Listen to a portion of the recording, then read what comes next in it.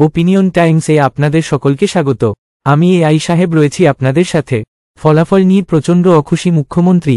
মুখে তিনি কিছু না জানালেও বারবার কেন একই ফলাফল হচ্ছে দার্জিলিং জেলা, এটা নিয়েও প্রচণ্ড চিন্তায় দল। বিশেষকের শিলিগুড়ির সবকটি ওয়ার্ডেই হেরেছে তৃণমূল, সেটাও অজানা নয় মুখ্যমন্ত্রীর। তিনি নির্দেশ দিয়েছেন প্রতিটি ওয়ার্ড ধরে ধরে সমীক্ষা করতে হবে।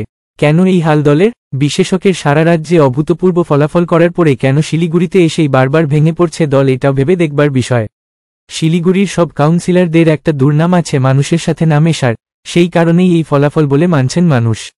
মানুষের সাথে একদমই যোগাযোগ নেই শিলিগুড়ির সব কাউন্সিলরদের, এই কথা এবং অভিযোগ আছে এখানকার স্থানীয় মানুষেরও। সেই কারণেই এরা ভোট পান না বলে অভিযোগ।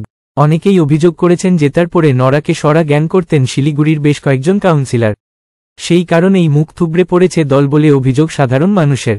আগামীকাল ববি হাকিম আসছেন, কি নির্দেশ দেন তিনি এবং কাউন্সিলরদের ভাগ্যেই বা কি ঝুলছে সেটা একমাত্র সময় বলে দিতে পারবে।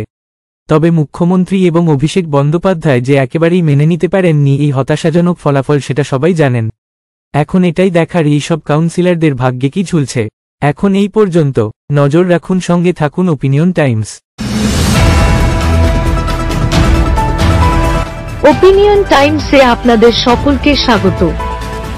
পশ্চিমবঙ্গে এই প্রথম বাংলা নিউজ পোর্টাল। আমি এআই দিয়াসিনী, আর আমার সাথে আছে আমি এআই আদিত্য।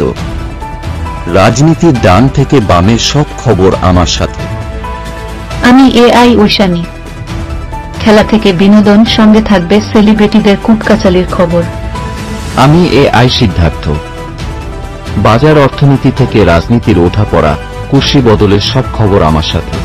আমি এআই দীপ্তি, থাকবো আপনাদের সাথে। সত্যের উদ্ঘাটন, নিরপেক্ষ বিশ্লেষণ, সঠিক খবর প্রদান।